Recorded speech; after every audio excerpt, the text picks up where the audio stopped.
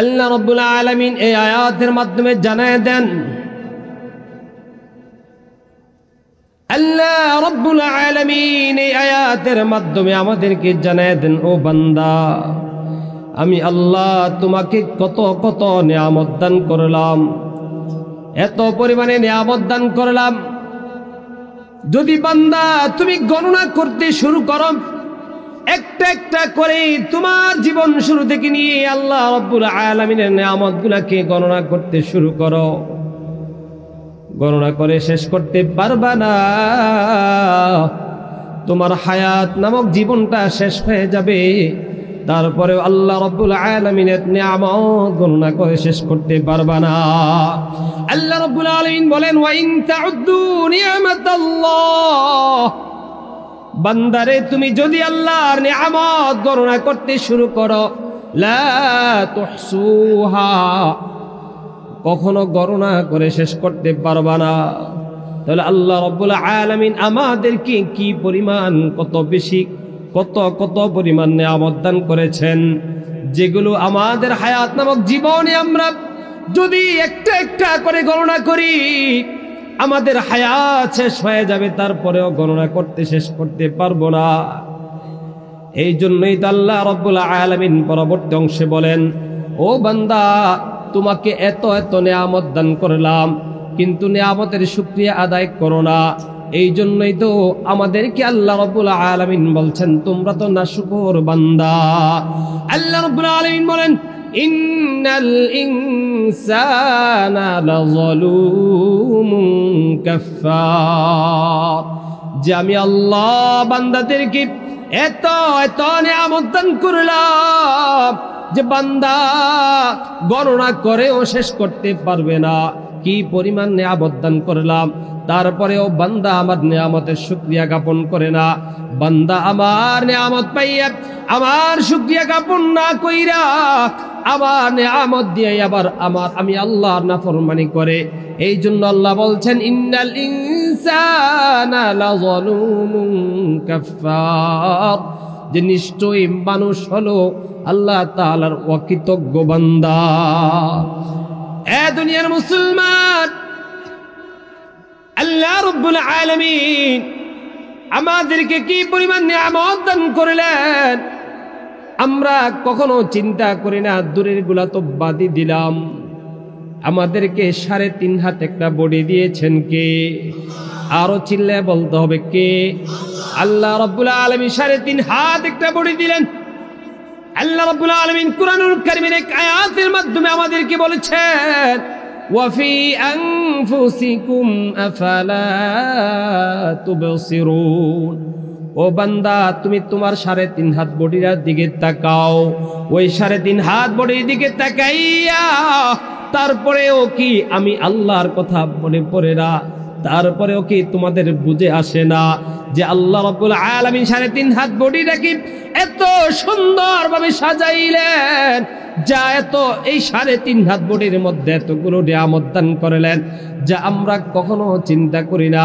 এই জন্য আল্লাহ তাআলার পক্ষ থেকে যে 3.5 হাত বডির মধ্যে বিভিন্ন অঙ্গ প্রত্যঙ্গ নিয়ামত পাইলাম, এই জন্যই আমরা সেই অঙ্গ প্রত্যঙ্গগুলোর মাধ্যমে আল্লাহ তাআলার নাফরমানি করি, ঠিক কিনা?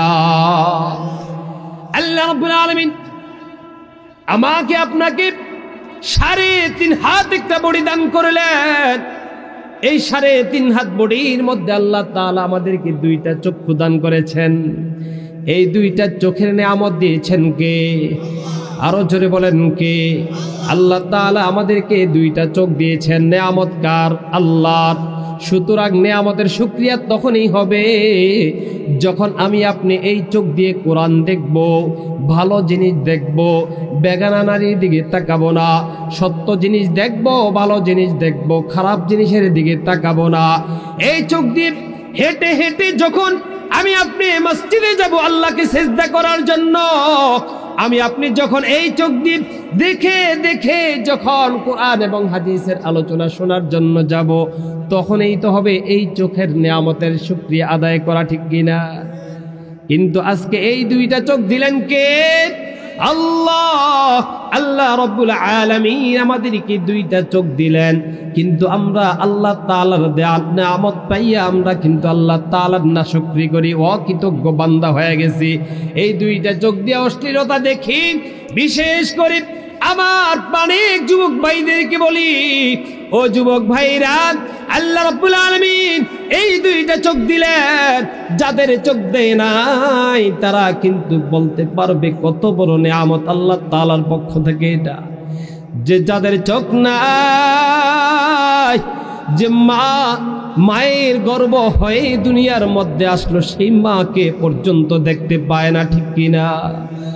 এই যে চোখ দিয়া যেই দুনিয়ার মধ্যে আল্লাহ তাআলা পাঠাইলেন, এত সুন্দর করে দুনিয়াটাকে আল্লাহ তাআলা সাজাইলেন, সবুজ কত ধরনের গাছগাছালি আল্লাহ তাআলা দান করলেন। এই দুনিয়ার কোনো কিছুই দেখতে পায় না। যার চোখ নাই সেই ব্যক্তি বুঝে যে এই দুইটা চোখ আল্লাহ রাব্বুল আলামিনের কত বড় নিয়ামত, ঠিক কিনা? এই জন্য যুবক ভাইদেরকে বলি, ও আমার যুবক ভাই, আল্লাহ তাআলা দুইটা চোখ দিয়েছেন তোমাকে আর আমাকে। এই দুইটা চোখ আল্লাহ তাআলা আমাকে আপনাকে দেয় নাই আল্লাহ তাআলার নাফরমানি করার জন্য। কেন বললাম যুবক ভাইদের কথা? এই যে শীতের রজনী, বিশাল লম্বা একটা রাত্রি, ঠিক কিনা? এই লম্বা রাত্রিটা হলো মুমিনদের জন্য বসন্তকাল। কিসের বসন্তকাল? ইবাদতের বসন্তকাল।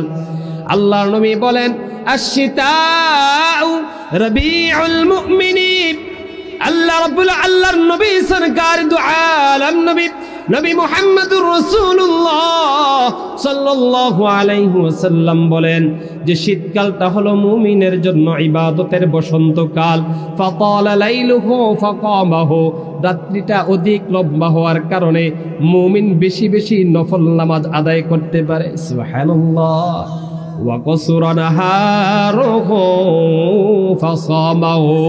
এবং শীতকালের দিনটা ছোট হওয়ার কারণে বান্দা বেশি বেশি রোজা রাখতে পারে।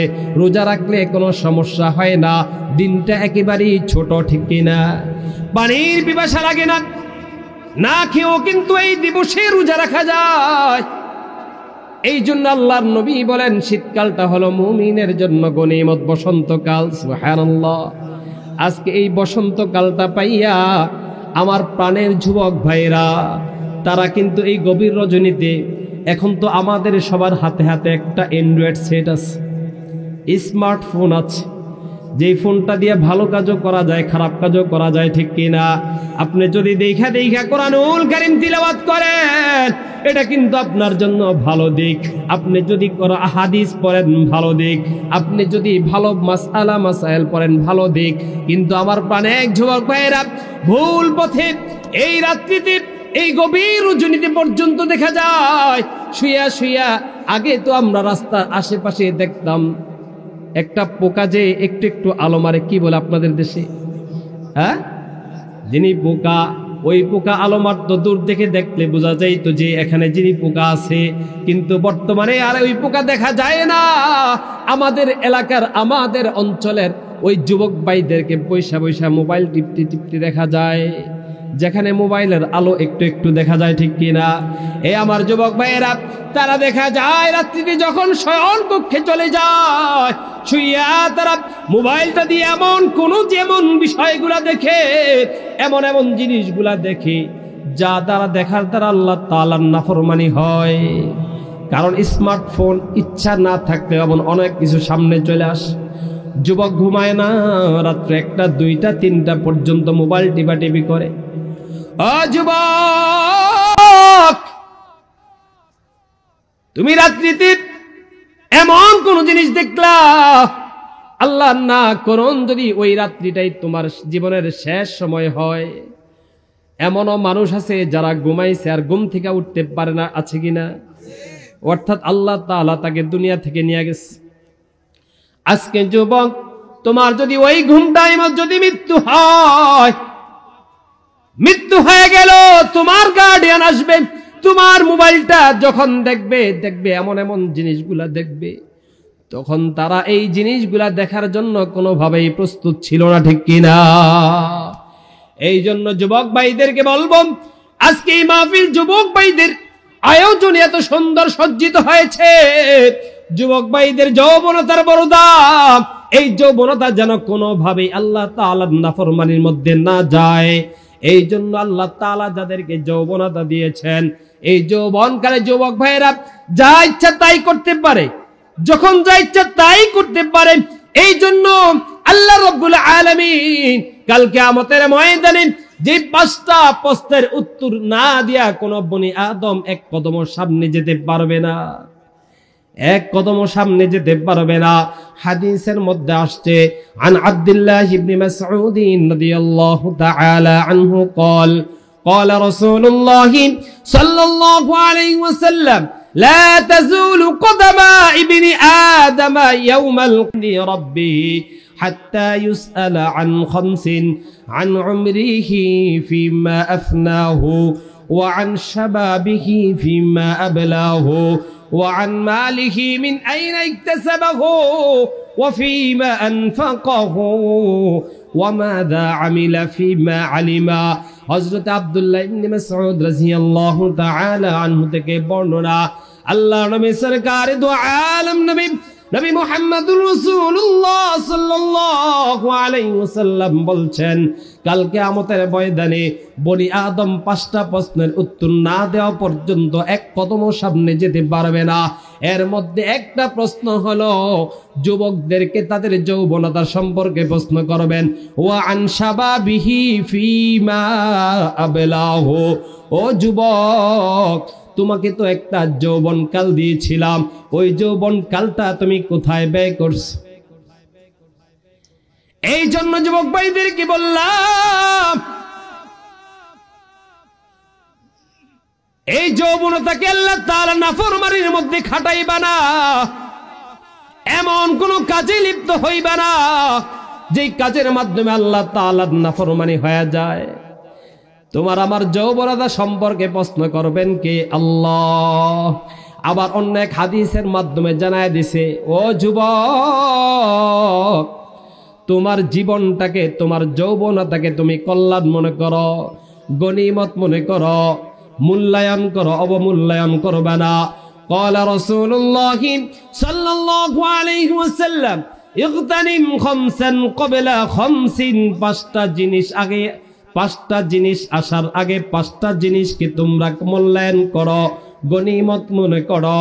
একটা হলো ওয়াশাবাবাকা ক্বাবলা হারামিক, বার্ধক্য আসার আগে তোমার যৌবনতাকে তুমি মূল্যায়ন করো।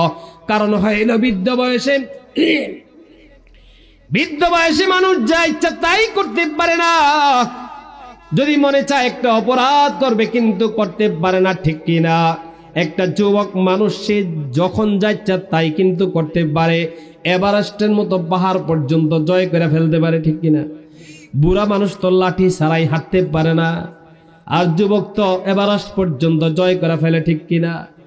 এই জন্য বুঝতে হবে, আল্লাহ নবী বলছে যুবকের যৌবনতা সম্পর্কে প্রশ্ন করা হবে। 2 নম্বরে আরেক হাদিসের মধ্যে আল্লাহ নবী বলছেন, ও যুবক তোমার যৌবনতাকে তুমি মূল্যায়ন করো। যদি যৌবনতাকে মূল্যায়ন করো তাহলে কি লাভ হবে? একটা লাভ আছে, বিশাল বড় একটা লাভ, যে কাল কিয়ামতের ময়দানে, যখন কিয়ামতের ময়দানে ভয়াবহ অবস্থা হবে, সূর্য একেবারে 1 মাইল 2 মাইল উপরে চলে আসবে। এখন তো সূর্য কত উপরে, তারপরেও তো দেখা যায় গরমকালে আমরা সহ্য করতে পারি না, ঠিক কিনা? আল্লাহর নবী বলেন 1 মাইল 2 মাইল উপরে যখন সূর্য চলে আসবে কত প্রচন্ড গরম হবে। মানুষের গুনাহের কারণে কারো গাম টাকনু পর্যন্ত থাকবে, হাঁটু পর্যন্ত থাকবে, নাভি পর্যন্ত থাকবে, গলা পর্যন্ত থাকবে। এইভাবে এক একজন পাপীর অবস্থা এমন হবে, কিন্তু সেই দিন আল্লাহ তাআলার আরশের ছায়া ব্যতীত আর কোনো ছায়া থাকবে না। আল্লাহ নবী বলেন 7 ধরনের ব্যক্তিদেরকে আল্লাহ তাআলা কাল কিয়ামতের ময়দানে ওই কঠিন মুহূর্তে 7 ব্যক্তিকে আরশের ছায়ার নিচে স্থান দান করবেন।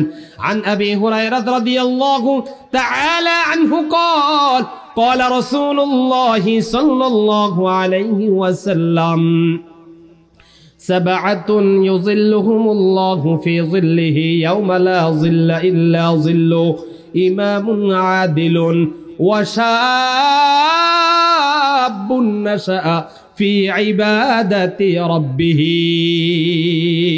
আল্লাহ নবী সরকার দু আলম নবী মুহাম্মাদুর রাসূলুল্লাহ সাল্লাল্লাহু আলাইহি ওয়াসাল্লাম বলছেন, কাল কিয়ামতের ময়দানে কঠিন মুহূর্তে যখন আল্লাহ তাআলার আরশের ছায়া ব্যতীত আর কোনো ছায়া থাকবে না, আর কোনো ছায়া থাকবে না, আর কোনো ছায়া থাকবে না, তখন 7 ধরনের ব্যক্তিদেরকে আল্লাহ তাআলার আরশের ছায়া নিচে স্থান দান করবেন। এর মধ্যে একটা হলো ওয়াশাবুন নাশা ফি ইবাদাতি রাব্বিহ, যে যুবক তার যৌবন কালটাকে আল্লাহ তাআলার ইবাদতের মধ্যে কাটাইছে। সুবহানাল্লাহ। এই জন্য বড় ভালো লাগে যখন দেখি কোন কোরআন হাদিসের মাজলিসকে কারা সাজায়, যুবক ভাইরা সাজায়। আজকে এত সুন্দর একটা মাহফিল সাজিয়েছেন, যুবকদের বড় অবদান, ঠিক কিনা? আল্লাহ তাআলা এই যুবক ভাইদের এই আয়োজনকে আল্লাহ তাআলা কবুল আর মঞ্জুর করেন, কাল কিয়ামতের ময়দানে তাদের নাজাতের উসিলা করে দেন। সকলে বলি আমিন।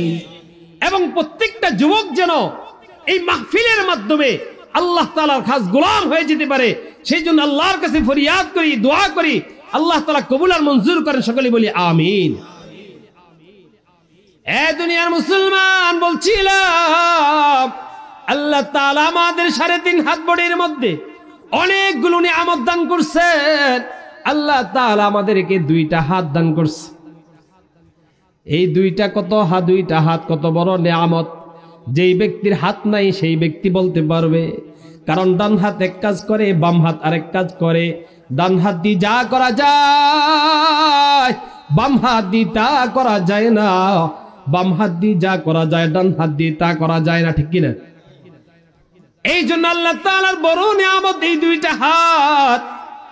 এমনি আল্লাহ রাব্বুল আলামিনের নিয়ামত আমাদের জিহ্বা, কথা বলার শক্তি।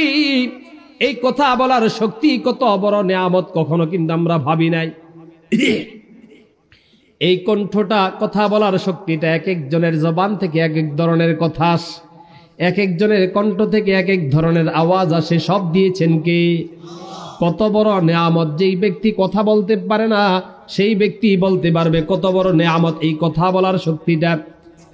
আজকে যাদের কথা বলার শক্তি নাই, কথা বলতে পারে না, তারা তাদের মনের আকুতি, মনের প্রেম নিবেদন, আবেদন কোনো কিছুই কিন্তু তারা ব্যক্ত করতে পারে না। কিন্তু আমাদের যাদের কথা বলার শক্তি দিয়েছেন কে? আল্লাহ। আমরা কিন্তু আমাদের মনের ভিতরের আবেদন, নিবেদন, আকুতি, মিনতি, প্রেম যা আছে সব কিছু কিন্তু আমরা ব্যক্ত করতে পারি, ঠিক কিনা? আল্লাহ তাআলা আমাদেরকে 2টা কান দিয়েছেন, তাও আল্লাহ রাব্বুল আলামিনের বিশাল বড় নিয়ামত। কত বড় নিয়ামত যে এই কানের মাধ্যমে আমরা শুনতে পাই। যারা শুনতে পায় না তারা বলতে পারবে কত বড় নিয়ামত এই 2টা কান। আল্লাহ তাআলা নাক দিয়েছেন, নাকটাও আল্লাহ তাআলার একটা নিয়ামত। বলে হুজুর এটা কেমনে নিয়ামত হয়? আপনি একটা খাবার খাইবেন, সেটা ভালো না পচা, সেটা আপনার পেটে সইবে কি সইবে না সেটা বলে দিবে আপনার নাক।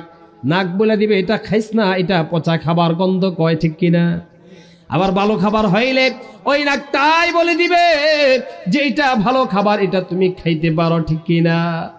এইটাও কিন্তু আল্লাহ তাআলার বিশাল বড় একটা নিয়ামত। এই 2টা পা দিয়েছেন কে? আল্লাহ। এই 2টা পাও আল্লাহ রাব্বুল আলামিনের বিশাল বড় নিয়ামত। আজকে যাদের পা নাই, হাঁটতে পারে না, তারা বলতে পারবে এই 2টা পা আল্লাহ রাব্বুল আলামিনের কত বড় নিয়ামত, ঠিক কিনা? আজকে আপনাদের পা গুলো ভালো থাকার কারণে হেঁটে হেঁটে কিন্তু কোরআন হাদিসের মাজলিসে চলে আসছেন। আজকে যদি পা না থাকতো তাহলে কিন্তু আসতে পারতেন না। তাহলে এই নিয়ামত দিয়েছেন কে? আল্লাহ। এই সব নিয়ামত দান করেছেন কে? জোরে বলেন না কে? আল্লাহ। আল্লাহ তাআলা এই 3.5 হাত বডির মধ্যে যতগুলো নিয়ামত দান করলেন, প্রত্যেকটা নিয়ামত দিয়েছেন যেন আমরা আল্লাহ তাআলার কৃতজ্ঞতা জ্ঞাপন করি। আমরা যেন প্রত্যেকটা নিয়ামতের মাধ্যমে আল্লাহ তাআলার শুকরিয়া জ্ঞাপন করি। দুইটা পা দিয়েছেন হেঁটে হেঁটে যেন মসজিদে যাইতে পারি, দুইটা পা দিয়েছেন হেঁটে হেঁটে যেন আত্মীয় স্বজনদের খোঁজ খবর নিতে পারি, দুইটা পা দিয়েছেন যেন হেঁটে হেঁটে কোরআন এবং হাদিসের মাজলিস গুলোতে যেতে পারি। কিন্তু এই দুইটা পা আল্লাহ রাব্বুল আলামিন দেন নাই আমাকে চুরি ডাকাতি করার জন্য, যাওয়ার জন্য, ব্যবহার করার জন্য, ঠিক কিনা? এই দুইটা পা দেন নাই আল্লাহ তাআলা কোনো অশ্লীল কাজের জন্য, ব্যবহার করার জন্য। দিয়েছেন কিনা? দেন নাই। কিন্তু আমরা তো ব্যবহার করি, ঠিক কিনা? চোখ দিয়েছেন, হাত দিয়েছেন, পা দিয়েছেন, শরীরের প্রত্যেকটা অঙ্গ প্রত্যঙ্গ দিয়েছেন, কিন্তু আমরা সবগুলোই আল্লাহ তাআলার নাফরমানের মধ্যে খাটাই, ঠিক কিনা?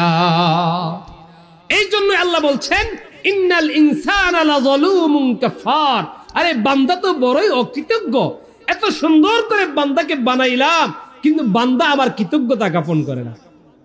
এই 3.5 হাত বডির প্রত্যেকটা অঙ্গ প্রত্যঙ্গ যদি আল্লাহর গোলামি আর দাসত্বগিরি করে, তখনই হবে কি? আল্লাহ তাআলার কৃতজ্ঞতা জ্ঞাপন। দুনিয়ার মুসলমান, শুধু 3.5 হাত বডি নয়, একটু চিন্তা করেন, একটু চিন্তা করেন।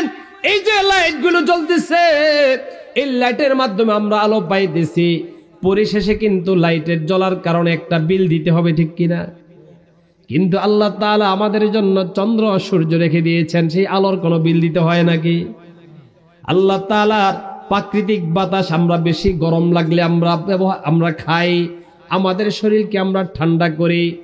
বাসা বাড়ির আমাদের যে পাখাগুলো আছে, বেশি গরমে যখন আমরা পাখা ব্যবহার করি, ওই পাখা ব্যবহার করার কারণে কারেন্টের বিল দিতে হয়, ঠিক কিনা? কিন্তু আল্লাহর প্রাকৃতিক বাতাস খাইলে কোনো বিল দিতে হয় নাকি? কোনো বিল দিতে হয় না। গাছ থেকে অক্সিজেন আমরা গ্রহণ করি, ওই গাছের কোনো বিল দিতে হয় নাকি? হয় না। কিন্তু অসুস্থ হইয়া হাসপাতালে একদিন থাকলেই কিন্তু অক্সিজেনের বিল দিতে হয়, ঠিক কিনা? এই জন্যই বললাম আল্লাহ তাআলা আমাদেরকে অসংখ্য অগণিত নিয়ামতের মধ্যে ডুবায় রাখছে, কিন্তু আমরা কখনো চিন্তা করি নাই, কখনো ভাবি নাই। একটু মাথাটা বালিশের সঙ্গে লাগাইয়া ভাববেন যে আল্লাহ তাআলা আমাদেরকে কত কত নিয়ামত দান করছে। সুতরাং এত নিয়ামত পাইলাম, এত নিয়ামত পাইয়াও আল্লাহর সঙ্গে কখনো নাফরমানি করা যাবে না, ঠিক কিনা? তবে দুনিয়ার মুসলমান, আল্লাহ রাব্বুল আলামিন আমাদেরকে যত নিয়ামত দান করছে, এই সব নিয়ামত গুলা কিন্তু আবার কাফের মুশরিকদেরকেও দিছে। তবে আমাদেরকে একটা নিয়ামত দান করছে যেটা সর্বশ্রেষ্ঠ, সর্বপ্রধান। সেই নিয়ামতটা কিন্তু কাফের মুশরিকদেরকে দেয় নাই, সেই নিয়ামতটা শুধু আমাদেরকেই দিছে। সেটা কি বলেন না? ঈমান। বলেন না কি? ঈমান। আল্লাহ তাআলা কত বড় নিয়ামত দান করছে আমাদের, আপনাকে। আল্লাহ তাআলা আমাকে আপনাকে পারতেন কোন কাফের মুশরিকের ঘরে জন্ম দিতে, কিন্তু আল্লাহ তাআলা আমাকে আপনাকে দয়া কইরা একজন মুমিন মুসলমানের ঘরে আমাকে আপনাকে সৃষ্টি করছে। এটা হলো সর্বশ্রেষ্ঠ এবং সর্বপ্রধান নিয়ামত। কার পক্ষ থেকে? আল্লাহ তাআলার পক্ষ থেকে। কারণ এই ঈমান যদি না থাকে, তাহলে আমরা যতই আমল করি না কেন, কোনো আমলের কোনো মূল্য নাই। নামাজ পড়লাম, ঈমান নাই, নামাজের কোনো মূল্য নাই। যাকাত দিলাম, ঈমান নাই, যাকাতের কোনো মূল্য নাই। হজ করলাম, জিহাদ করলাম, দান সাদাকা করলাম, কিন্তু ঈমান না থাকলে কোনো আমলের কোনো মূল্য নাই। ঈমান থাকবে, সকল আমলের মূল্য আছে। ঈমানহীন আমলের কোনো মূল্য নাই। যেমন ভাবে আমাদের 3.5 হাত বডি, এই বডির মধ্যে রূহ যতক্ষণ আছে ততক্ষণ বডির মূল্য আছে, ঠিক কিনা? এই বডির মধ্যে যতক্ষণ রূহ আছে ততক্ষণ বডির আর মূল্য আছে। যখন বডি থেকে রূহটা সরে যাবে, তখন কিন্তু এই বডির আর কোনো মূল্য থাকবে না, ঠিক কিনা? এই জন্যই তো দেখেন না, একজন 80 বৎসরের বুড়া বুড়ি মুরব্বী দেখা যায় মাহফিল শোনার জন্য চলে আসছে। ওই বুড়ি তিনি কিন্তু বসে আছে, যখন মাহফিল শুইনা যাবে দরজা খুলে দিবে, একসাথে ঘুমাবে, একজন ছাড়া থাকতে পারে না, ঠিক কিনা? স্বামী স্ত্রীর এই মোহাব্বত দিয়েছেন কে? আল্লাহ। এই মোহাব্বত দিয়েছেন কে? আল্লাহ। স্বামী স্ত্রীর মোহাব্বত একজনকে ছাড়া থাকতে পারে না। কিন্তু দেখবেন যদি কোনো স্বামী বা স্ত্রীর রূহটা 3.5 হাত বডি থেকে চলে যায়, তখন কিন্তু এই 60-70 বছর যার সঙ্গে ঘর সংসার করলো, তখন স্বামী কিন্তু তার স্ত্রীকে 10 মিনিটের জন্য ঘরের মধ্যে রাখতে চায় না, ঠিক কিনা? আবার স্ত্রী কিন্তু স্বামীকেও 10 মিনিটের জন্য রাখতে চায় না, ঠিক কিনা? এই জন্য বললাম এই জন্য বললাম ঈমানহীন আমল যেমন, রূহহীন বডি যেমন, ঈমানহীন আমলও তেমন। রূহ ছাড়া বডির যেমন কোনো মূল্য নাই, তেমনি ভাবে ঈমান ছাড়া আমলেরও কোনো মূল্য নাই। এই জন্যই তো আমাদের একজন বন্ধু আছে শয়তান। ট্রাই করলাম আপনাদেরকে, আমাদের শত্রু না বন্ধু? শত্রু। তাহলে কথা বলেন না কেন? কথা বলতে হবে তো, ঘুমায় গেছেন? আমাদের একজন শত্রু আছে শয়তান। শয়তান আমাদের ঈমানকে, আমাদের আমলকে নষ্ট করার জন্য, আমাদের নামাজকে নষ্ট করার জন্য, আমাদের যাকাতকে নষ্ট করার জন্য, দান সাদাকাকে নষ্ট করার জন্য, আমাদের হজকে নষ্ট করার জন্য, রোজাকে নষ্ট করার জন্য যেই পরিমাণ মেহনত, তার চাইতে হাজার হাজার লক্ষ কোটি গুণ বেশি মেহনত করে আমাদের ঈমানকে নষ্ট করার জন্য। কারণ শয়তানও জানে নামাজ নষ্ট হইলে নামাজ পড়বে, আল্লাহর কাছে ক্ষমা চাইলে ক্ষমা হয়ে যাবে, কিন্তু ঈমান যদি নষ্ট হয়ে যায় তাহলে ওই ব্যক্তি আর তার কোনো মূল্য নাই, ঠিক কিনা? কারণ ঈমান ছাড়া আমলের কোনো মূল্য নাই। ঈমান ছাড়া আমলের মূল্যটা কেমন?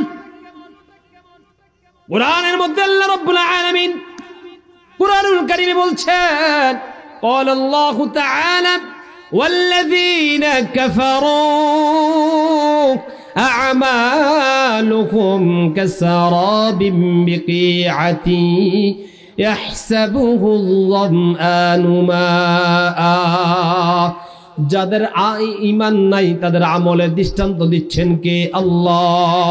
আল্লাহ রাব্বুল আলামিন বলেন, ঈমান নাই, নামাজ পড়তেছে, যাকাত দিচ্ছে, হজ করছে, রোজা রাখতেছে, নামাজ পড়তে পড়তে কপালের মধ্যে কালো দাগ ফেলে দিছে, কিন্তু তার যদি ঈমান না থাকে, আল্লাহ রাব্বুল আলামিন বলেন যে ঈমানহীন আমলদারের অবস্থাটা হলো ওই মরুভূমির মধ্যে দেখবেন দূর থেকে দেখা যায় চিকচিক করে, দূর থেকে দেখা যায় চিকচিক করে, ওই চিকচিক করার মতো মনে হয় যেন সামনে পানি আছে। হাত্তা ইযা জাআহু লাম ইয়াজিদহু শাইআ, এরপরে চিকচিক করার জায়গায় গেলে দেখা যায় সেখানে পানির কোনো নাম নিশানা নাই। অর্থাৎ যে ব্যক্তি ঈমান নাই কিন্তু দেখা যায় আমল করতেছে, কিন্তু এই আমলের কোনো দাম নাই, কাল কিয়ামতের ময়দানে যায় দেখবে আমলের কোঠা একেবারেই শূন্য। আল্লাহ রাব্বুল আলামিন অন্য জায়গায় বলছে, মাসালুল লাযীনা কাফারু আ'মালুহুম মাসালুল লাযীনা কাফারু বিরাব্বিহিম আ'মালুহুম কাসারাবিন বিকিআ মাসালুল লাযীনা كفروا بربهم أعمالهم كرماد اشتدت به الريح في يوم عاصف। আল্লাহ রাব্বুল আলামিন বলেন, ঈমানহীন আমলদারের আমলের কি অবস্থা?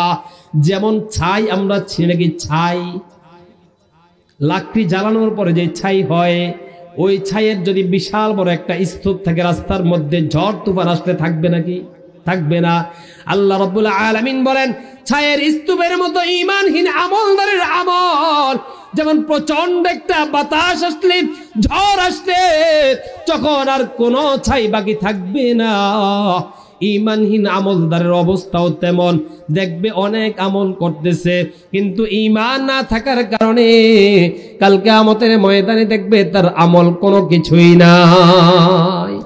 এই জন্য শয়তানের বেশি চেষ্টা হলো আমাদের ঈমানকে নষ্ট করা। ঈমান কাকে বলা হয়? হাদিসের মধ্যে আসছে, عن عمر بن الخطاب رضي الله تعالى عنه قال بينما نحن عند رسول الله صلى الله عليه وسلم ذات يوم হযরত ওমর ইবনুল খাত্তাব রাদিয়াল্লাহু তাআলা আনহু বলেন, আমরা একবার রাসূল আরবি সাল্লাল্লাহু আলাইহি ওয়াসাল্লামের দরবারে বসা, ইয তালা আলাইনা রাজুলুন, একজন ব্যক্তির আগমন ঘটল। একজন মুসাফির আল্লাহর নবীর দরবারে আসলেন। যে ব্যক্তির চারটা বৈশিষ্ট্য ছিল, শাদীদু বায়াদিস সাওবি, জামাগুলো ছিল দবদবে সাদা, শাদীদু সাওয়াদিশ শা'রি, চুলগুলো ছিল কুচকুচে কালো, এবং লা ইউরা আলাইহি আসারুস সাফারি, দূর থেকে যে সফর করে আসছে তার শরীরের মধ্যে ক্লান্তি নাই। দূর থেকে সফর করলে তো একটা চেহারার মধ্যে ক্লান্তি পড়ে, ঠিক কিনা? কিন্তু তার চেহারার মধ্যে কোনো ক্লান্তি নাই। ওয়ালা ইয়ারিফুহু মিন্না আহাদ, আমাদের আশেপাশ থেকে আসছে, আমরা কেউ তাকে চিনতেও পারলাম না। চারটা বৈশিষ্ট্য, কাপড়গুলো হলো দবদবে সাদা, চুলগুলো হলো কুচকুচে কালো। 3 নাম্বার, সফর করে আসছে, তার কোনো ক্লান্তি নাই। 4 নাম্বার হলো আশেপাশ থেকে আসছে, আমরা কেউ তাকে চিনতেও পারলাম না। হযরত ওমর বলেন, আল্লাহ নবীর দরবারে তার আগমন ঘটল। আর আশ্চর্য, হাত্তা জালাসা ইলান নবী সাল্লাল্লাহু আলাইহি ওয়াসাল্লাম, আমাদের সবাইকে ওভারটেক করে সে আল্লাহর নবীর সামনে চলে গেছে। আল্লাহর নবীর সামনে যায় বসছে। আবার বসছে কিভাবে? ফাসনাদা রুকবাতাইহি ইলা রুকবাতাইহি ওয়া ওয়াদাআ কাফাইহি আলা ফাখিজাইহি, আল্লাহর নবীর হাঁটুর সঙ্গে হাঁটু লাগাইয়া আল্লাহর নবীর রানের উপরে 2 হাত রাইখা, অথবা নিজের রানের উপরে 2 হাত রাইখা বসছে। বইসা এবার প্রশ্ন করতেছে, আখবিরনি আনিল ঈমান। ফাকালা ইয়া মুহাম্মদ আখবিরনি আনিল ঈমান, হে মুহাম্মদ, ঈমান কি আমাকে একটু জানাও। এই হাদিসের মধ্যে ইসলাম সম্পর্কে প্রশ্ন করছে, ইহসান সম্পর্কে প্রশ্ন করছে, কিয়ামত সম্পর্কে প্রশ্ন করছে। জিবরিল যখন চলে যায়, আল্লাহর নবী ওমরকে জিজ্ঞাসা করে, ও ওমর, ইনি কে, তুমি জানো নাকি? কয়, জানি না, আল্লাহ এবং আল্লাহর রাসূলই ভালো জানে। আল্লাহর নবী বলেন, ফাইন্নাহু জিবরিল আতাকুম ইউআল্লিমুকুম দীনাকুম, তিনি আসছিলেন তোমাদেরকে দিন শিক্ষা দেওয়ার জন্য। আমার আলোচনার বিষয় হলো ঈমান। ঈমান সম্পর্কে প্রশ্ন করছে। এবার আল্লাহর নবী বললেন, ঈমান হলো আন তুমিনা বিল্লাহি ওয়া মালাইকাতিহি ওয়া কুতুবিহি ওয়া রুসুলিহি ওয়াল ইয়াউমিল আখিরি ওয়া তুমিনা বিল কদরি খায়রিহি ওয়া শাররিহি। আল্লাহর নবী বললেন, ঈমান হলো কয়েকটা বিষয় জানা এবং মানার নাম। 1 নম্বর হলো আল্লাহর উপরে বিশ্বাস স্থাপন করা। 2 নম্বরে ফেরেশতাগণের উপরে বিশ্বাস স্থাপন করা। 3 নম্বরে কিতাব সমূহের উপরে বিশ্বাস স্থাপন করা।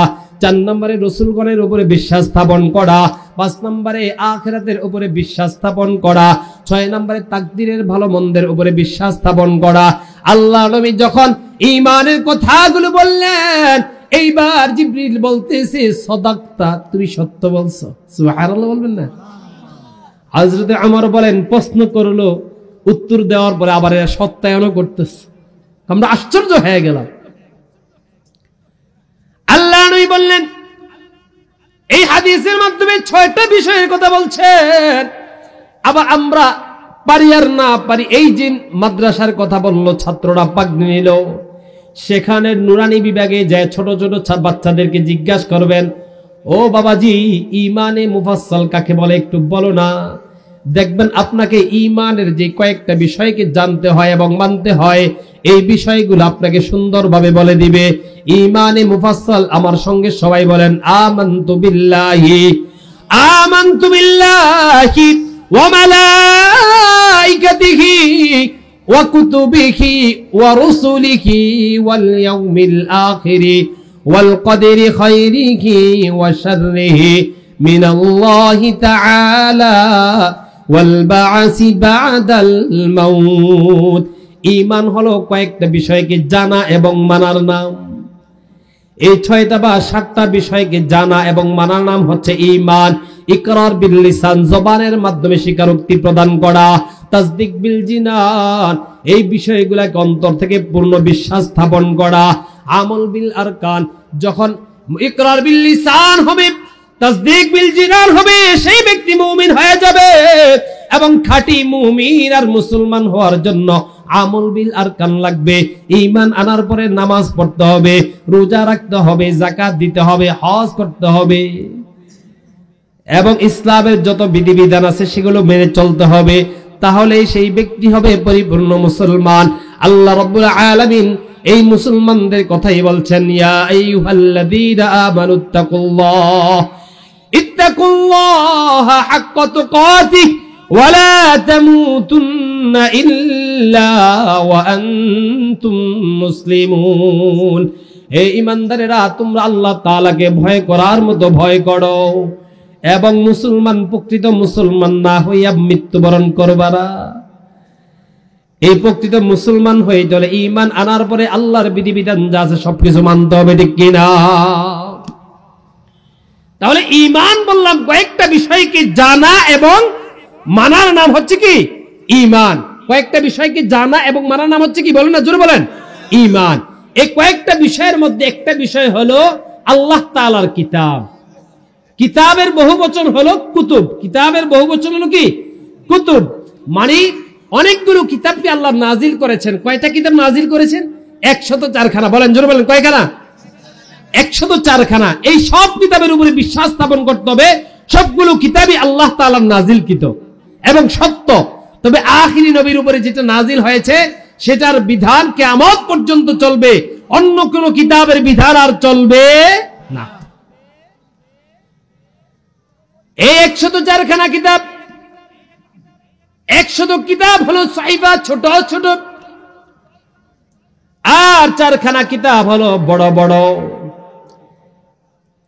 104 খানা কিতাবের মধ্যে বড় কিতাব হলো 4টা, বৈশিষ্ট্য মণ্ডিত হলো 4টা। এই 4টা কিতাবের মধ্যে আবার কোরআন হলো সর্বশ্রেষ্ঠ। সুবহানাল্লাহ। বলে কেমনে শ্রেষ্ঠ? যে তাওরাত এটা কিতাবুল্লাহ, আল্লাহ তাআলার কিতাব।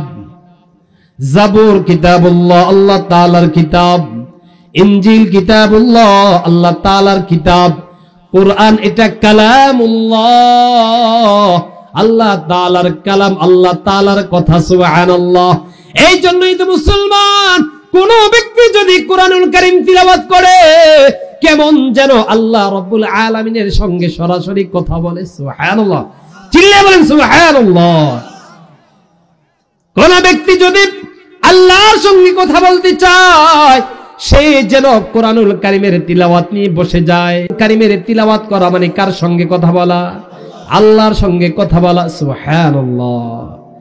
এমনই ভাবে কোরআন সকল কিতাবের উপরে শ্রেষ্ঠ। আরেকটা উদাহরণ হলো আল্লাহ তাআলা সবগুলো কিতাবকে লেখা বান্ডিং কইরা কিতাব আকারে পাঠাইছে। আল্লাহ তাআলা জাবুর কিতাবটাকে লেখা বান্ডিং কইরা কিতাব আকারে পাঠাইছে। জিবরিল আমিন কিতাবটাকে নিয়ে এসে দাউদ আলাইহিস সালাতু ওয়াস সালামের কাছে পৌঁছায় দিলেন। ও ভাই দাউদ, আল্লাহ তাআলা কিতাব দান করছেন, নিয়ে যান। আল্লাহ তাআলা তাওরাতটাকেও লেখা বান্ডিং কইরা কিতাব আকারে পাঠায় দিছে। জিবরিল হযরতে মূসা আলাইহিস সালাতু ওয়াস সালামের কাছে তুর পাহাড়ে আইসান দিয়া যায়। ও ভাই মূসা, যান নিয়ে যান, কিতাব দিছে কে? আল্লাহ। ইনজিল কিতাবটাকেও লেখা বান্ডিং কইরা পাঠাইছে কে? আল্লাহ। জিবরিল আমিন ঈসা আলাইহিস সালাতু ওয়াস সালামের কাছে পৌঁছায় দেয়, কিন্তু একটা কিতাব লেখা আসে না। একটা কিতাব লেখা বান্ডিং কইরা পাঠায় না। আল্লাহ রাব্বুল আলামিন সরাসরি তার বন্ধুর অন্তরে 1 আয়াত 2 আয়াত, 1 সূরা 2 সূরা করে করে নাজিল করেছেন। সুবহানাল্লাহ। সেটাই হলো আল কোরআন। এই জন্যই তো আমার আপনার নবী যখন কোরআনুল কারীম নাজিল হচ্ছে, আমার আপনার নবী তিনি শুধু বারবার তিলাওয়াত করে, বারবার তিলাওয়াত করে। নাজিল হয়েছে আলহামদুলিল্লাহি রাব্বিল আলামিন, আল্লাহর নবী বারবার পড়ে আলহামদুলিল্লাহি রাব্বিল আলামিন, আলহামদুলিল্লাহি রাব্বিল আলামিন, আলহামদুলিল্লাহি রাব্বিল আলামিন। আমার আপনার নবী বারবার তিলাওয়াত করে। কেন তিলাওয়াত করে? আমার আপনার নবীর ভয়। আগের জামানায় আল্লাহ তাআলা কিতাব লেখা বান্ডিং কইরা পাঠাইছে, যার কারণে কোনো আয়াত হারায়া যাওয়ার কোনো সম্ভাবনা ছিল না, ভুইলা যাওয়ার কোনো সম্ভাবনা ছিল না। আল্লাহ তাআলা আমাকে লেখা বান্ডিং করে দেয় নাই। সুতরাং আমার যদি কোনো একটা আয়াত আমি যদি ভুইলা যাই তাহলে আমার উম্মত কিন্তু সেই আয়াত থেকে মাহরুম হয়ে যাবে। সুবহানাল্লাহ। এই জন্য আল্লাহর নবী বারবার তিলাওয়াত করে আল্লাহ তাআলা জানায় দেয়, ও নবী মুহাম্মদ আপনার কষ্ট করতে হবে না, লা তুহাররিক বিহি লিসানাকা লিতাজালা বি। ও নবী মুহাম্মদ আপনি বারবার তিলাওয়াত করবেন না, বারবার তিলাওয়াত আপনার জবানকে নাড়াচাড়া করবেন না, ওহী মুখস্থ করার জন্য পেরেশানি হওয়ার দরকার নাই। ইন্না আলাইনা জামাআহু ওয়া কুরআনা, আমি এই কোরআন নাযিল করেছি, এই কোরআনকে আমি সংরক্ষণ করব। ইন্না আলাইনা জামাআহু ওয়া কুরআনা, এই কোরআনকে সংরক্ষণ করা এবং পঠনের দায়িত্ব আমি আল্লাহ। সুবহানাল্লাহ। ফাইদা ক্বরানাহু ফাত্তাবি' কুরআনা, আমি যখন তিলাওয়াত করব আপনি শুধু অনুসরণ করবেন, অর্থাৎ ওহী যখন নাজিল হবে আপনি শুধু ধ্যান খেয়ালের সাথে শুনবেন, আপনাকে কষ্ট করতে হবে না। সুম্মা ইন্না আলাইনা বায়ানা, এরপরে আপনাকে কোরআনের বিশদ আলোচনা আমি আপনাকে শিখিয়ে দিব। সুবহানাল্লাহ। কোরআনুল কারীম নাযিল করেছেন আল্লাহ, এটাকে সংরক্ষণের দায়িত্ব নিয়েছেন কে? আল্লাহ। অন্যত্র আল্লাহ রাব্বুল আলামিন বলছেন, ইন্না নাহনু নাযালনা যিকরা ওয়া ইন্না লাহু লাহাফিজুন, আমি কোরআন নাযিল করেছি, কোরআন সংরক্ষণের দায়িত্ব আমি আল্লাহর। সুবহানাল্লাহ। এই বলেন না সুবহানাল্লাহ। এখন প্রশ্ন আসে না, হুজুর কোরআনকে কিভাবে সংরক্ষণ করবেন? সংরক্ষণ কিন্তু করে ফেলছেন। সেই 1450 বছর আগে কোরআন নাজিল হয়েছে, অদ্যাবধি পর্যন্ত কোরআনের একটা নুক্তা পর্যন্ত কোন কুলাঙ্গার সরাতে পারে নাই। কিয়ামত পর্যন্ত কোরআনের সামান্য একটা শব্দ তো দূরের কথা, একটা হরকত নুক্তা কেউ পরিবর্তন করতে পারবে না। কোরআনকে সংরক্ষণ করবেন কে? আল্লাহ। কিভাবে সংরক্ষণ করবেন শুনবেন? কিভাবে সংরক্ষণ করবেন? হ্যাঁ, এখন তার নবী আসবে না, তাহলে কিভাবে সংরক্ষণ করবেন? এই কিভাবে সংরক্ষণ করবেন তার নমুনা হলো এই যে 3 জন হাফিজে কোরআন। এই জন্যই এতক্ষণ বসায় রাখছি। সুবহানাল্লাহ বলেন না, আর চিল্লায়ে বলেন সুবহানাল্লাহ। আল্লাহ রাব্বুল আলামিন হাফিজে কোরআনদের অন্তরটাকে লৌহে মাহফুজ বানাইয়া কোরআনটাকে সংরক্ষণ করবেন কিয়ামত পর্যন্ত। সুবহানাল্লাহ। কিয়ামত পর্যন্ত সংরক্ষণ করবেন। অন্য কোন কিতাবকে সংরক্ষণের দায়িত্ব আল্লাহ তাআলা নেন নাই, এই জন্য কোন কিতাব সংরক্ষণ থাকে নাই। কিন্তু কোরআনের দায়িত্ব নিয়েছেন কে? আল্লাহ। কোরআনের সংরক্ষণ থাকবে কিয়ামত পর্যন্ত।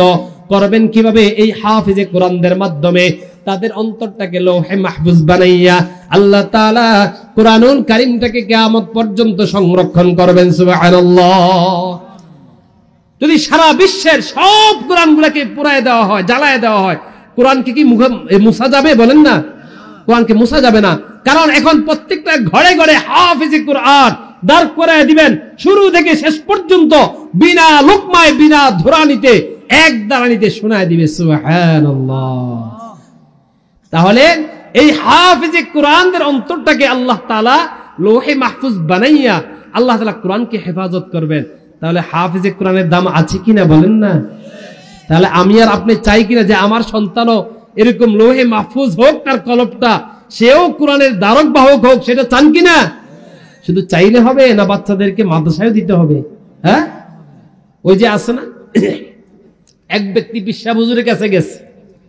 এই বলেন কার কাছে গেছে? যাই বলতেছে, হুজুর আমার তো বাচ্চা কাচ্চা হয় না, আমাকে একটু পানি টানি ফুরে দেন, একটু ফটো দিয়ে দেন। তো পিসা হুজুর খুব দোয়াটা করে দিছে, ফু দিয়ে দিছে। 1 বছর পরে আসছে, হুজুর বাচ্চা তো হইল না। আর কও কি আমার ফু তো মিস হয় না? কনা বাচ্চা তো হয় নাই। বিয়ে করছো? কন না। কোন তো বিয়ে না করলে কি বাচ্চা হইব? হ্যাঁ, তাহলে আপনি চান আপনার সন্তান হাফেজে কোরআন হয়ে কোরআনের ধারক বাহক হোক, কিন্তু সন্তানকে মাদ্রাসায় দিলেন না, তাহলে কি সম্ভব?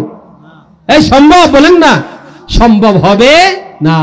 এই কোরআন দুনিয়ার শ্রেষ্ঠ কিতাব।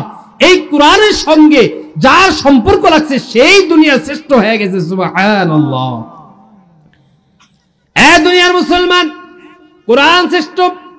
কোরআনুল কারীম নাযিল হয়েছে শ্রেষ্ঠ নবীর উপরে। আমার আপনার নবী, তিনি হলেন সাইয়্যিদুল মুরসালিন, খাতামুন নবিয়্যিন, শ্রেষ্ঠ নবী, সকল নবীদের সর্দার, ঠিক কিনা? এমনই ভাবে এই কোরআন যার সঙ্গে লাগছে সেটা দামি হয়ে গেছে। কোরআনটা নাজিল হয়েছে রমজান মাসে। 12 মাসের মধ্যে সবচাইতে ফজিলতপূর্ণ মাস কোনটা? রমজান। আবার রমজানের প্রত্যেকটা দিনের মধ্যে লাইলাতুল কদরে কোরআনকে আল্লাহ নাজিল করেছেন। লাইলাতুল কদরের ফজিলত অন্য সকল রাত্রির চাইতে বেশি, ঠিক কিনা? আল্লাহ রাব্বুল আলামিন বলেন, ইন্না আনজালনাহু ফি লাইলাতিল কদর ওয়া মা আদরাকা মা লাইলাতুল কদর লাইলাতুল কদরি খায়রুম মিন আলফি শাহর। আল্লাহ বলেন, আমি লাইলাতুল কদরে কোরআন নাজিল করেছি। ও নবী, লাইলাতুল কদর কি আপনি জানেন নাকি? লাইলাতুল কদর 1000 মাসের চাইতেও উত্তম। সুবহানাল্লাহ। এটা কেন হয়েছে? কেন হয়েছে? একমাত্র কোরআনের সাথে সম্পর্ক লাগার কারণে। এই কোরআনের সম্পর্ক যার সঙ্গে লাগছে সেটাই দামি হয়ে গেছে। হাফেজে কোরআন, কোরআন সঙ্গে লাগার কারণে দামি হয়ে গেছে। হাফেজে কোরআনের বাবা কোরআনের সাথে সংশ্লিষ্ট থাকার কারণে বাবাও দামি হয়ে গেছে। কোরআন যারা পড়ায়, কোরআন পড়ানোর কারণে তারাও দামি হয়ে গেছে। যারা পড়ে তারাও দামি হয়ে গেছে। আল্লাহ নবী বলেন, খায়রুকুম মান তাআল্লামাল কুরআনা ওয়া আল্লামা। যারা কোরআন পড়ে এবং পড়ায় তারা হলো উত্তম। সুবহানাল্লাহ। তাহলে কোরআনের সাথে যার সম্পর্ক লাগছে সে দামি হয়ে গেছে। বলেন না, কি হয়ে গেছে? দামি হয়ে গেছে। যেমন হাফেজে কোরআনের সঙ্গে কোরআন লাগছে। হাফেজি কোরআন কত দামি হইছে, কত দামি হইছে। আল্লাহ নবী হাদিসের মধ্যে বলেন, আন আব্দুল্লাহ ইবনে আমর ইবনে আল-আস রাদিয়াল্লাহু তাআলা আনহু قال قال رسول الله صلى الله عليه وسلم يقال لصاحب القرآن اقرأ وارتقي ورتل كما كنت ترتل في الدنيا فإن منزلك عند آخر آية تقرأها। হাফেজে কোরআনকে কাল কিয়ামতের ময়দানে ডেকে বলা হবে, ও হাফেজে কোরআন, তুমি তেলাওয়াত করো আর চড়তে থাকো। সুবহানাল্লাহ। দুনিয়ার গাড়ি বাড়ির মালিক অনেকেই হতে পারে, হাফেজে কোরআনের কিছু নাও থাকতে পারে। কাল কিয়ামতের ময়দানে হাফেজকে বলা হবে, পড়ো আর চড়ো। দুনিয়াতে যেভাবে কোরআনকে সুন্দরভাবে পড়তা, অর্থাৎ তোমার কোরআনুল কারীমের শেষ আয়াত যেখানে শেষ হবে, তিলাওয়াত শেষ হবে, সেটাই হলো তোমার স্থান। সুবহানাল্লাহ। 6236 বা 6666 আয়াত। সুতরাং একজন হাফিজে কোরআন এত তালা বিশিষ্ট একটা বাড়ি পাবে। সুবহানাল্লাহ। হাফিজে কোরআনের সঙ্গে কোরআন লাগার কারণে কত দামি হইছে, কত দামি হইছে। অনেক হাদিসের মধ্যে আছে, হযরত আলী ইবনে আবি তালিব রাদিয়াল্লাহু তাআলা আনহু থেকে বর্ণনা, মান ক্বরাআল কুরআনা ফাস্তাযহারাহু ফাআহাল্লা হালালাহু ওয়া হারামা হারামাহু আদখালাহুল্লাহুল জান্নাহ। যেই ব্যক্তি কোরআনকে হিফজ করবে, কোরআন পড়বে, কোরআনের হালালকে হালাল মানবে, হারামকে হারাম মানবে, আল্লাহ তাআলা তাকে জান্নাতে প্রবেশ করাবেন। সুবহানাল্লাহ। এবারে আল্লাহ নবী বলেন, হাফিজে কোরআন তার সম্পর্ক কোরআনের সঙ্গে লাগার কারণে সে এমন 10 জনকে সুপারিশ করে জান্নাতে নিতে পারবে যাদের জন্য জাহান্নাম ওয়াজিব হয়ে গেছে। সুবহানাল্লাহ। আল্লাহু আকবার। যে 10 জন তাদের জন্য জাহান্নাম ওয়াজিব, আল্লাহর নবী বলেন ওই হাফিজে কোরআন সুপারিশ কইরা তাদেরকে জান্নাতে নিয়ে যেতে পারবে। সুবহানাল্লাহ। কিসের কারণে? শুধু কোরআনের সাথে সম্পর্ক লাগার কারণে। কোরআনের সাথে যার সম্পর্ক লাগছে সেই দামি হয়ে গেছে। সুবহানাল্লাহ। যেমন দেখেন, ছোট্ট একটা এক্সাম্পল দেই, অল্প সময়ের মধ্যে আমি শেষ করে দিচ্ছি। প্রত্যেকের ঘরে বাড়িতে টিভি আছে না? অনেকের ঘরে টিভি আছে না? শয়তানের বাক্স আছে কিনা বলেন না? এই শয়তানের বাক্সের উপরে একটা নকশি করা কাপড় দেয়। ওই কাপড়টা যদি পইরা যায় কখনো উঠে চুমু খায়? এই বলেন না, চুমু খায়? খায় না, কারণ জানে যে এটা হলো শয়তানের বাক্স। কিন্তু কোরআনুল কারীমের যে গিলাফটা একেবারে অল্প দামি, 30 টাকা 40 টাকা দামের একটা কাপড়, এটা মাটিতে পড়ে গেলে উঠে কি করে? ঝাড়া দেয়, চুমু খায়, বুকে নেয়, চোখে নেয়, নেয় কিনা বলেন না? কারণ এই গিলাফটার দাম কম হইল, এটা সম্পর্ক রাখছে কার সঙ্গে? কোরআনের সঙ্গে। আর এই কোরআন হলো কত দামি কিতাব। আল্লাহর নবী বলেন, আল কুরআনু আহাব্বু ইলাল্লাহ মিনাস সামাওয়াতি ওয়াল আরদি ওয়া মান ফিহিন্না। আসমান জমিন আসমান জমিনের মাঝে যা কিছু আছে সব কিছুর চাইতে দামি হলো কোরআন। সুবহানাল্লাহ। আল্লাহ তাআলার কাছে প্রিয় এই কোরআন আমাদেরকে শিখতে হবে, আমাদেরকে পড়তে হবে, আমাদেরকে কোরআন জানতে হবে। এই কোরআনের সাথে সম্পর্ক থাকলে মৃত্যুবরণ করব, কোরআন কেউ যাবে না। কিন্তু যার কোরআনের সাথে সম্পর্ক থাকবে, যা আল কোরআনু ইনদা রাসিহি, ওই মৃত ব্যক্তির মাথার পাশে যে কোরআন তার বন্ধু সেজে বসে থাকবে। সুবহানাল্লাহ। এই জন্য কোরআনের সাথে সম্পর্ক করবো তো ইনশাআল্লাহ, করবো তো ইনশাআল্লাহ। এই জন্যই তো কাফের মুশরিকদের প্রচেষ্টা হলো আমাদেরকে কোরআন থেকে দূরে সরানোর জন্য। মক্কার কাফের মুশরিকরা, আবু জাহেলরা বলতো, وقال الذين كفروا لا تسمعوا لهذا القرآن والغوا فيه لعلكم تغلبون। তোমরা কোরআন শুনবা না, কোরআন যেখানে তেলাওয়াত হয় হট্টগোল লাগায় দাও, তাহলে সফল কাম হয়ে যাইবা।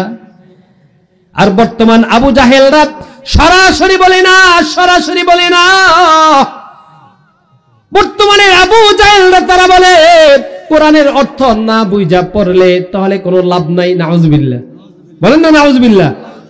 হ্যাঁ, বলে কি কোরআনের অর্থ না বুঝা পড়লে কোনো লাভ নাই, কোরআনের অর্থ বুঝা পড়া ওয়াজিব। আচ্ছা, এখানে কয়জনে পারেন কোরআনের অর্থ? কোরআন তো সবাই তিলাওয়াত করে। সুতরাং এই কথা যারা বলবে তারা হলো ইহুদি খ্রিস্টানদের দালাল, ঠিক কিনা? এই যে বান্ত সাদ আজকে রক্তের হোলি খেলা খেলছে আমাদের এই বাংলাদেশের মধ্যেও। কিছুদিন আগে আপনারা জানেন যে ঘুমন্ত এবং তাহাজ্জুদরত ব্যক্তিদেরকে যার চেলাফেলারা সন্ত্রাসী বাহিনী এই ঘুমন্ত অবস্থায় হত্যা করেছে, এই তাদের ফতোয়া হলো কোরআন না অর্থ না বুঝে পড়লে কোনো লাভ নাই। সুতরাং বুঝতে হবে এরা হলো আল্লাহর রসুলের, আল্লাহর কোন হুকুমকে, আল্লাহর রসুলের আদর্শকে বাস্তবায়ন করার জন্য নয়, এরা হলো এই ইহুদি খ্রিস্টানদের দালাল, ইহুদি খ্রিস্টানদের এজেন্ডা বাস্তবায়ন করার জন্য, ঠিক কিনা? এই জন্য চিহ্নিত করতে হবে এই সন্ত্রাসী সাদ তার চেলাবেলা যেখানেই পাবেন তাদেরকে কোনোভাবেই কোনো কার্যক্রম করতে দেওয়া যাবে না। কারণ তারা যে বলছে কোরআনের অর্থ না বুঝে পড়লে কোনো লাভ নাই। আমি যে হাদিসটা তিলাওয়াত করছি এই হাদিসের মধ্যে আল্লাহ নবী বলছে 1 হরফ পড়লে 10 নেকি, 1 হরফ পড়লে 10 নেকি। আর আল্লাহ নবী বলেন আলিফ লাম মিম, আমি বলবো না আলিফ একটা হরফ, লাম একটা হরফ, মিম একটা হরফ। হ্যাঁ, আল্লাহ নবী বলেন আলিফ লাম মিম, আমি বলবো না পুরোটা একটা হরফ, বরং আলিফ একটা হরফ, লাম একটা হরফ, মিম একটা হরফ, 3 হরফ তিলাওয়াত করলে 30টা নেকি পাওয়া যাবে। অথচ আজও পর্যন্ত কোন মুফাসসির কেরাম এই আলিফ লাম মিম শব্দের তাফসীর করতে পারে নাই, অর্থ বলতে পারে নাই। তাহলে কেউ যদি বিশ্বাস রাখে কোরআনে অর্থহীন শব্দ আছে, ঈমান থাকবে না। হ্যাঁ, অর্থ আছে কিন্তু জানে কে? আল্লাহ। সুতরাং এই ধরনের ভ্রান্ত কথা কখনো শোনা যাবে না। কোরআনকে পড়তে হবে, কোরআনকে মুহাব্বত করতে হবে, কোরআন যারা পড়ায় তাদেরকে মুহাব্বত করতে হবে, কোরআন যারা শিখে তাদেরকেও মুহাব্বত করতে হবে, নিজ সন্তানদেরকে কোরআন পড়ার জন্য দিতে হবে। কারণ আল্লাহ নবী বলছেন ইকরাউল কোরআন ফাইন্নাহু ইয়াতি ইয়াউমাল কিয়ামাতি শাফিআন লিআসহাবি, কোরআন পড়ো, কোরআন কাল কিয়ামতের দিনে তোমার জন্য সুপারিশকারী হয়ে যাবে। সুবহানাল্লাহ। এই জন্য আমরা কি করব? আমাদের সন্তানদেরকে কোরআন শিখাবো। এই যে মাদ্রাসার মধ্যে দিয়ে আমাদের সন্তানদেরকে হাফেজে কোরআন বানাবো ইনশাআল্লাহ।